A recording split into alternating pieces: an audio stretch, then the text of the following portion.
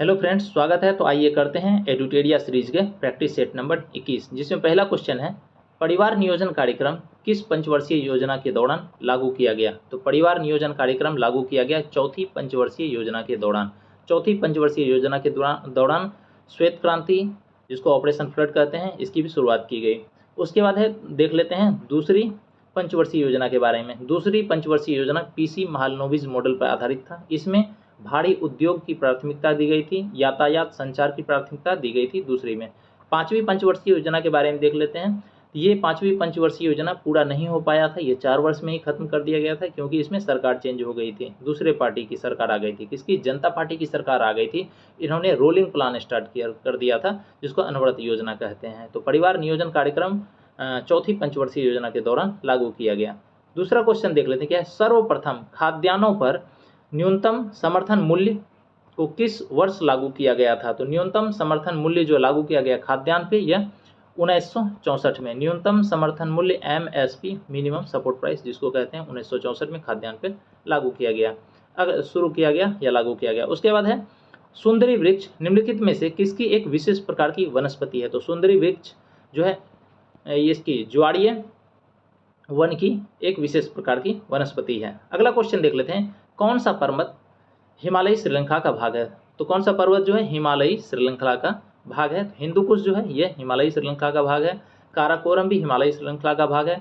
Kunlun लिखा हुआ है, कुनलुन होता है, वो भी हिमालयी श्रृंखला का भाग है। हिंदुकुश जो है यह अफगानिस्तान और पाकिस्तान में पड़ता है।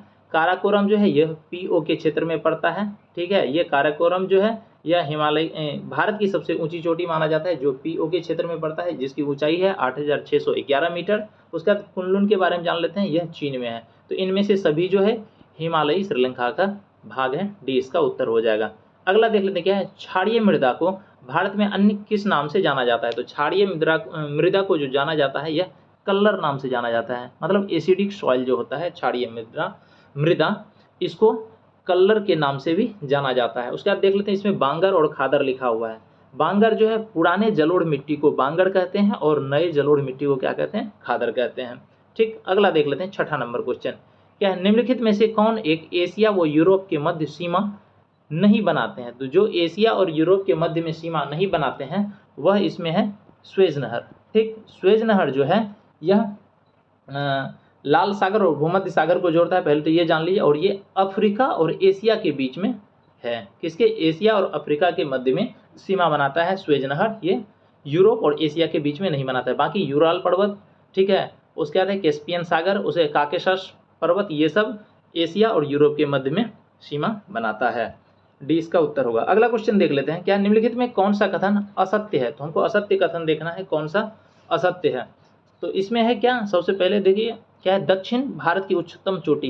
तो इसमें जो है आधा आधा ही लिखा हुआ है, इसको पूरा सुनिएगा ध्यान से। क्या है? दक्षिण भारत की उच्चतम चोटी जो है यह है अनाईमुड़ी। क्या है? अनाईमुड़ी है, जो अन्नामलाई की ऊंची चोटी है। ठीक है, और जो अन्नामलाई की ऊंची चोटी अनाईमुड़ी है वह दक्षिण भारत की भी उच्चतम चोटी है। क्या है? अनाईमुड़ी, याद रखिएगा, अनाईमुड़ी। ठीक, उसके बाद दिया हुआ है नीलगिरी का सर्वोच्च शिखर बी में। तो नीलगिरी का सर्वोच्च शिखर जो है वो है डोडा बेटा। ठीक है, डोडा बेटा है। नीलगिरी का सर्वोच्च शिखर क्या है? डोडा बेटा है। डी लिख देते हैं। ठीक, अगला देख लेते हैं, क्या? छोटा नागपुर पठार की उच्चतम चोटी गुरु शिखर है। ये असत्य है। ये सब तो आधा आधा ही लिखा हुआ था, जिसको हम पूरा करके सत्य कर लिए। जो दक्षिण भारत की उच्चतम चोटी अनाईमुड़ी है, जो अन्नामलाई की ऊंची चोटी है। ठीक है, उसके बाद नीलगिरी की सर्वोच्च शिखर जो है यह दोदा बेटा है, जो कि दक्षिण भारत की दूसरी सबसे उच्चतम चोटी है, दोदा बेटा। ठीक, उसके बाद दिया हुआ छोटा नागपुर पठार की उच्चतम चोटी गुरु शिखर है। नहीं, हम लोग जानते हैं गुरु शिखर जो है यह अरावली की ऊंची चोटी है। किसकी? अरावली की है। तो असत्य जो है ये सी नंबर है, हमारा उत्तर सी हो जाएगा। उसका दिया हुआ है मेघालय का पठार का सर्वोच्च शिखर नाकरेक है। बिल्कुल सही है। तो याद रखिएगा, मेघालय पठार का जो सर्वोच्च शिखर है नाकरेक है। ठीक, और जो गुरु शिखर है यह अरावली की ऊंची चोटी है। अगला देख लेते हैं, 8वां नंबर क्वेश्चन, क्या निम्नलिखित में से कौन सा सागर भूमध्य रेखा के सबसे निकट है? क्या है?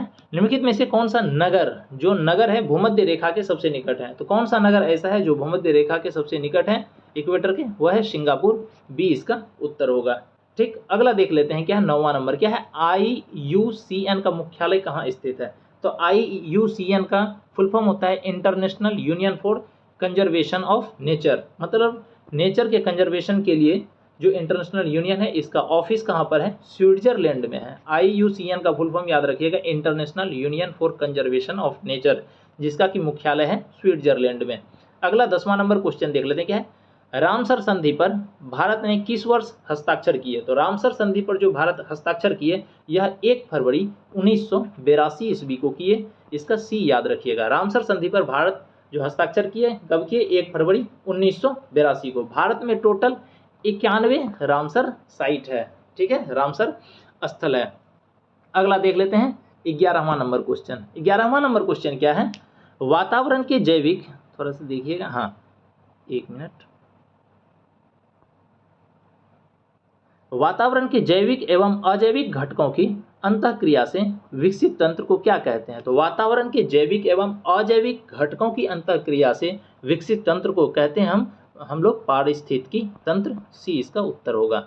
अगला क्वेश्चन देख लेते हैं, रामसर सूची में सूचीबद्ध डिपोर झील किस राज्य में स्थित है। डिपोर झील स्थित है असम में, याद रखिएगा असम में एक ही रामसर साइट है, ठीक है, जो डिपोर झील है वह असम में है, याद रखिएगा एक ही है असम में, कौन है, डिपोर झील। उसके बाद देख लेते हैं कर्नाटक के बारे में। कर्नाटक में 3 रामसर साइट है, एक है अंक समुद्र, दूसरा है अग्नाशिनी और तीसरा है मंदिरी केरे, मंगिदी केरे, याद रखिएगा 3 है कर्नाटक में, 3 है, कौन सा है, अंक समुद्र है, अघनाशिनी है, उसके बाद मंगदी केरे है, ये कर्नाटक में टोटल 3 है। असम में 1 है, असम में 1 है डिपोर झील।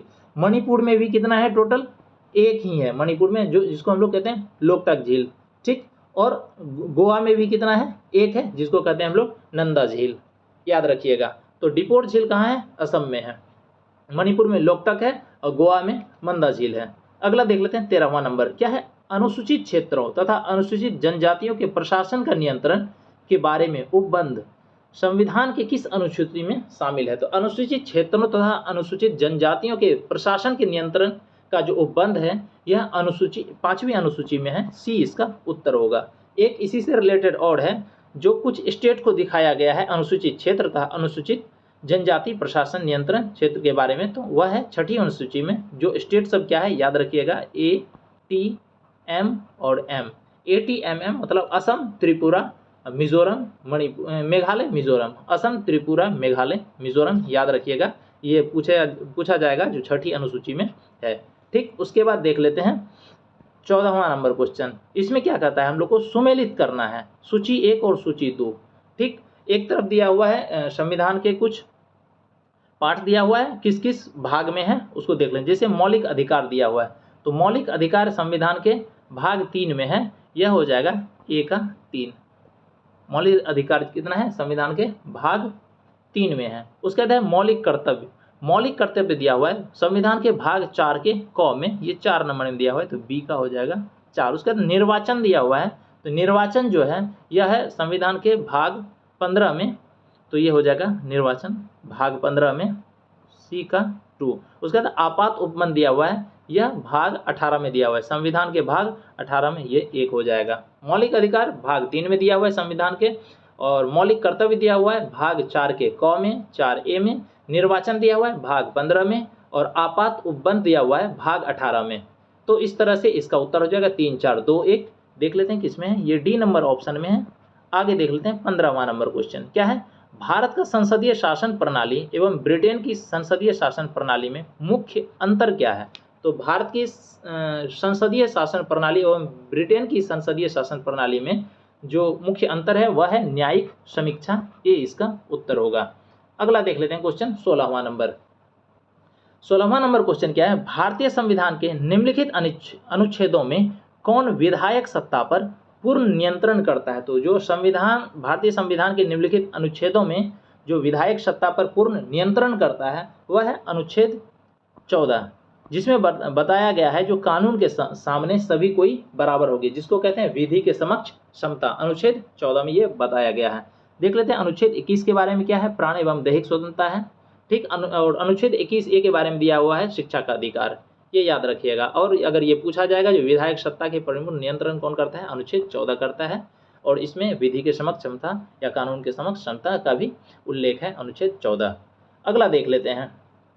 अगला क्या है, राज्य मंत्री परिषद निम्न में से किसके प्रति उत्तरदायी होता है। तो राज्य मंत्री परिषद जो उत्तरदायी होते हैं यह विधानसभा के प्रति उत्तरदायी होते हैं, ये इसका उत्तर होगा।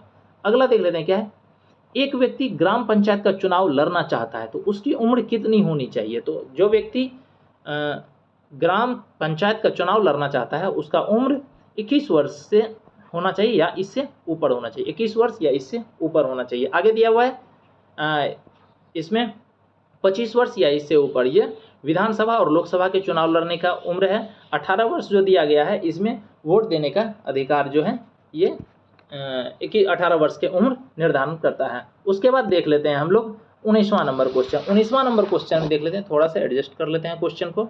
तो 19वां नंबर क्वेश्चन है, निम्नलिखित में से किस संशोधन द्वारा पंचायतों को संवैधानिक दर्जा दिया गया। तो कौन सा संविधान संशोधन है जिसमें पंचायतों का दर्जा दिया गया। तो ये 73वां संविधान संशोधन 1992-93 में आया था, 1992 में, ठीक है। 73वां संविधान संशोधन जिसमें पंचायत को संवैधानिक दर्जा दिया गया, ठीक, जो अनुसूची 11 में जोड़ा गया। उसके बाद देख लेते हैं 74वां संविधान संशोधन, इसमें नगर निगम नगर पालिका को जोड़ा गया है, ठीक। किसमें, संविधान 74वां संविधान संशोधन के तहत जो है नगर निगम नगर पालिका को संवैधानिक दर्जा दिया गया, ये 1993 में आया था।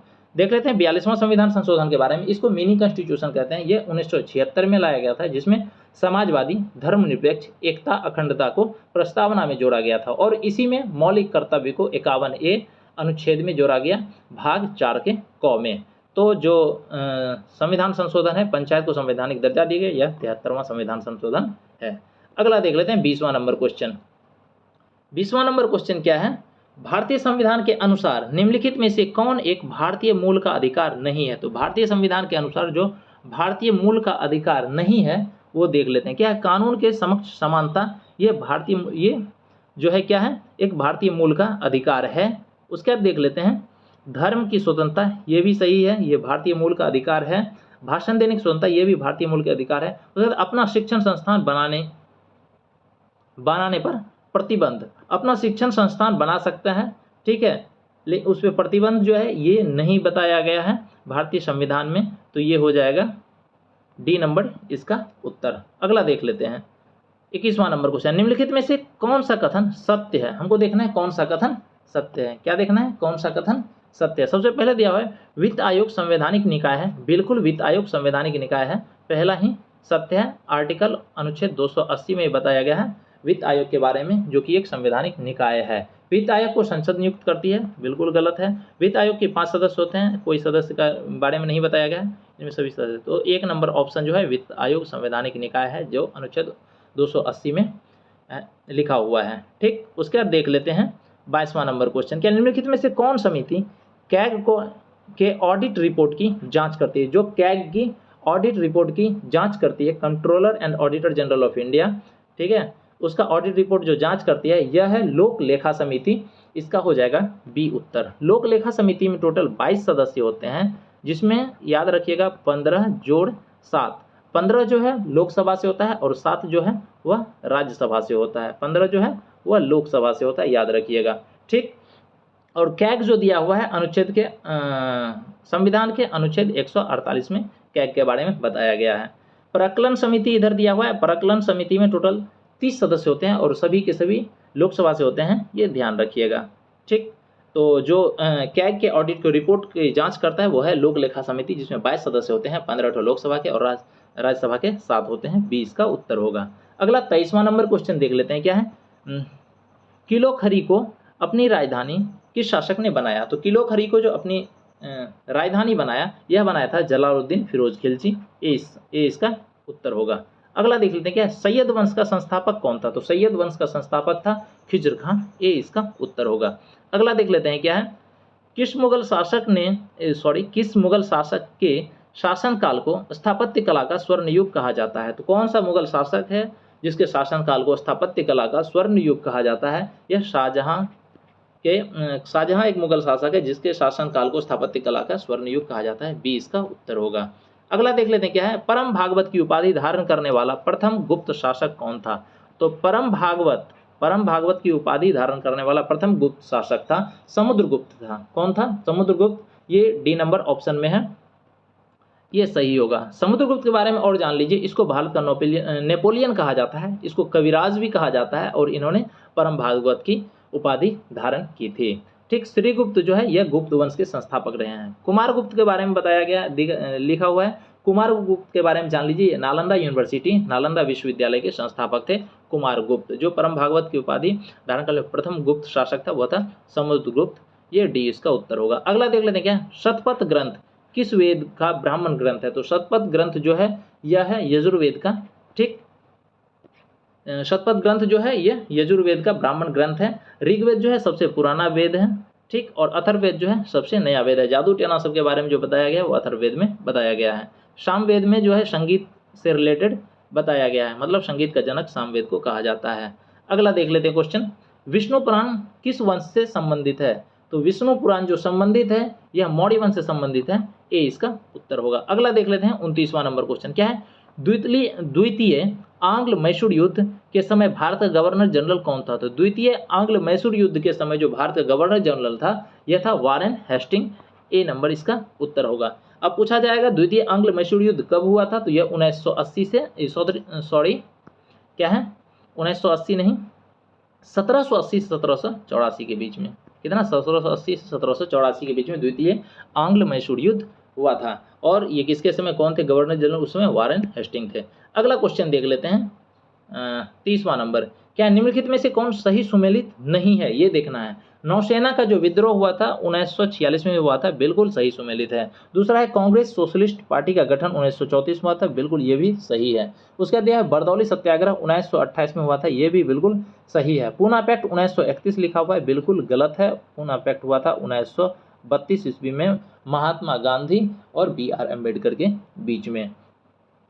अगला देख लेते हैं, कांग्रेस के किस अधिवेशन में पहली बार वंदे मातरम गाया गया? तो कांग्रेस के कौन से अधिवेशन थे जिसमें पहली बार वंदे मातरम गाया गया? यह 12वां अधिवेशन था 1896 में। कब? 1896 में 12वां अधिवेशन, यह कलकत्ता में अधिवेशन हुआ था, जिसके की अध्यक्ष थे रहीमतुल्ला शाइनी। कौन थे? रहीमतुल्ला शाइनी थे, जिसमें पहली बार वंदे मातरम गाया गया। 12वां अधिवेशन 1896 कलकत्ता का यह अधिवेशन था। और सब अधिवेशन के बारे में देख लेते हैं, कुछ कुछ इसमें इंपॉर्टेंट अधिवेशन है जिसमें दिया हुआ 22वां अधिवेशन। तो 22वां अधिवेशन भी बहुत इंपॉर्टेंट है, इसके बारे में याद रखिएगा। यह भी कलकत्ता में हुआ था और यह 1906 ईस्वी में हुआ था। और इसके जो अध्यक्ष थे दादा भाई नेरोजी थे। इसमें पहली बार स्वराज शब्द का उपयोग किया गया था 22वां अधिवेशन में।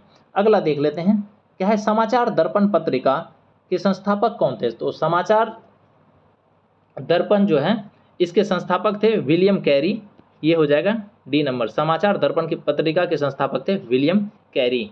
अगला देख लेते हैं 33वां नंबर क्वेश्चन क्या है, पर्वतों पर आच्छादित हिमसूरी की गर्मी द्वारा एक साथ न पिघलने का क्या कारण है? तो पर्वत पर जो आच्छादित है हिम, मतलब क्या है बर्फ जो है वह सूर्य के गर्मी की वजह से एक साथ नहीं पिघलता है। तो इसका कारण क्या है? तो ये जो है बहुत सारे जो सूर्य का रे है, मतलब सूर्य की प्रकाश किरण आती है उसको रिफ्लेक्ट कर देता है, परावर्तित कर देता है। तो इसमें यही ऑप्शन होगा बी नंबर में यही लिखा हुआ है। यह सूर्य से प्राप्त अधिकांश ऊष्मा को परावर्तित कर देती है, इसीलिए जो है एक साथ नहीं पिघलता है। अगला देख लेते हैं 34वां नंबर क्वेश्चन। 34वां नंबर क्वेश्चन क्या है, रेफ्रिजरेटर खाद्य पदार्थों को खराब होने से बचाते हैं क्योंकि? तो रेफ्रिजरेटर में अगर हम कोई खाद्य पदार्थ रखते हैं तो वो खराब नहीं होते हैं। रेफ्रिजरेटर खाद्य पदार्थ को बचाता है क्योंकि इसमें जो होता है इसके न्यूनतम तापमान जो होता है जिसमें कि फफूंदी और जीवाणु जो है निष्क्रिय हो जाता है। ठीक है, इसके न्यून तापमान पर जीवाणु और फफूंदी जो है निष्क्रिय हो जाता है, डी इसका उत्तर हो जाएगा। अगला देख लेते हैं 35वां नंबर क्वेश्चन। 35वां नंबर क्वेश्चन में क्या है, गुरुत्वाकर्षण बल निम्नलिखित में से किस स्थान पर सबसे कम होता है? तो गुरुत्वाकर्षण बल जो ग्रेविटेशनल फोर्स है वो सबसे कम कहाँ पर हो जाता है? तो सबसे कम होता है विषुवत रेखा पर, इक्वेटोरियल लाइन पर। ठीक, सबसे ज़्यादा कहाँ पर होता है? पोल पर होता है, ध्रुव पर होता है सबसे ज़्यादा। और सबसे कम होता है कहाँ पर? ग्रेविटेशनल फोर्स गुरुत्वाकर्षण बल विषुवत रेखा पर। अगला क्वेश्चन 36वां नंबर देख लेते हैं क्या है, कपड़ों पर लगे हल्दी के दाग पर जब क्षारीय प्रकृति वाला साबुन रगड़ते हैं तब उसके धब्बे रंग भूरा लाल हो जाता है, तो ऐसा क्यों होता है? क्योंकि यह एक प्राकृतिक सूचक है एसिड का। ठीक, ये सी नंबर इसका उत्तर हो जाएगा। अगला देख लेते हैं 37वां नंबर क्या है? फ्लोरेस्टेंट ट्यूब। क्या है?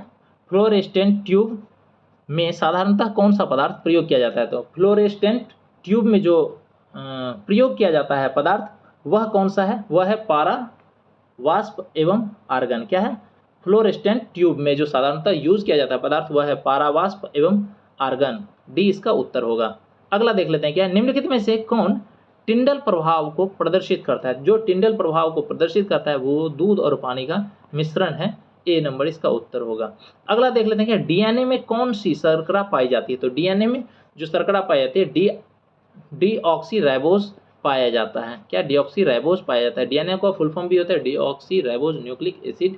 डीऑक्सीराइबोज न्यूक्लिक एसिड होता है डीएनए का फुल फॉर्म, और इसमें जो शर्करा पाया जाता है डीऑक्सीराइबोज पाया जाता है। उसके बाद देखते हैं 40वां नंबर क्वेश्चन। 40वां नंबर क्वेश्चन क्या है?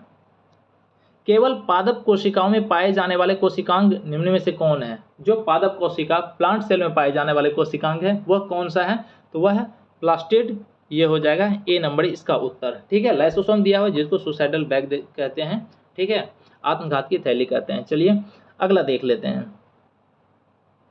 जीवाणुओं की कोशिका भित्ति निम्नलिखित में से किसकी बनी होती है? तो जीवाणुओं की जो कोशिका भित्ति होती है, सेल मेम्ब्रेन होती है, वह बनी हुई होती है पेप्टिडोग्लाइकन से। क्या चीज़ से? पेप्टिडोग्लाइकन से। डी इसका उत्तर हो जाएगा। अगला देख लेते हैं 42वां नंबर क्वेश्चन क्या है? कार्बोहाइड्रेट क्या है? उपापचय को निम्नलिखित में से किसके द्वारा नियंत्रित किया जाता है? तो कार्बोहाइड्रेट उपापचय को निम्नलिखित में से किसके द्वारा नियंत्रित किया जाता है? तो कार्बोहाइड्रेट उपापचय को जो नियंत्रित करते हैं यह इंसुलिन करता है। ए इसका उत्तर होगा। अगला क्वेश्चन दिया हुआ है 43वां नंबर। निम्नलिखित में से सबसे अधिक जंतु किस संघ में पाया जाता है? सबसे अधिक जंतु जो पाया जाता है आर्थ्रोपोडा में पाया जाता है। ए इसका उत्तर होगा। अगला देख लेते हैं मानव शरीर की सबसे बड़ी मिश्रित ग्रंथि क्या है? तो मानव शरीर की सबसे बड़ी मिश्रित ग्रंथि जो है वह है अग्नाशय। सी इसका उत्तर होगा। अगला देख लेते क्या है? रदरफोर्ड के परमाणु मॉडल की त्रुटियों को दूर किसने किया? तो रदरफोर्ड के परमाणु मॉडल की त्रुटियों को जो दूर किया था यह थे नील्स बोर। ये हो जाएगा बी इसका उत्तर। जे थॉमसन दिया हुआ है। जे थॉमसन जो है इलेक्ट्रॉन की खोज किया था। जेम्स चैडविक जो है वो न्यूट्रॉन का खोज किया था। गोल्डस्टीन जो है ये प्रोटॉन का खोज किया था। रदरफोर्ड के परमाणु मॉडल के त्रुटियों को दूर किया था नील्स बोर। बी इसका उत्तर होगा। अगला क्वेश्चन देख लेते हैं क्या? अल्कोहल से ईथर बनाने की विधि में उत्प्रेरक के रूप में निम्न में से किसका प्रयोग किया जाता है? तो अल्कोहल से ईथर बनाने की विधि में जो उत्प्रेरक का प्रयोग किया जाता है वह है गर्म एल्यूमिना। ए इसका उत्तर होगा। अगला देखते हैं 47वां नंबर क्वेश्चन क्या है? साबुन ग्रीस को किस विधि द्वारा अलग करता है या हटाता है? तो साबुन जो ग्रीस को हटाता है ये कौन सी विधि के द्वारा? यह पाइसीकरण के द्वारा हटाता है। ए इसका उत्तर हो जाएगा। क्या है? निम्नलिखित में से कौन सही सुमेलित नहीं है? तो जो सही सुमेलित नहीं है वो देखना है। सबसे पहले दिया ऑलिव की शाखा, सामने दिया संस्कृति एवं सभ्यता का प्रतीक। बिल्कुल नहीं होगा संस्कृति एवं सभ्यता।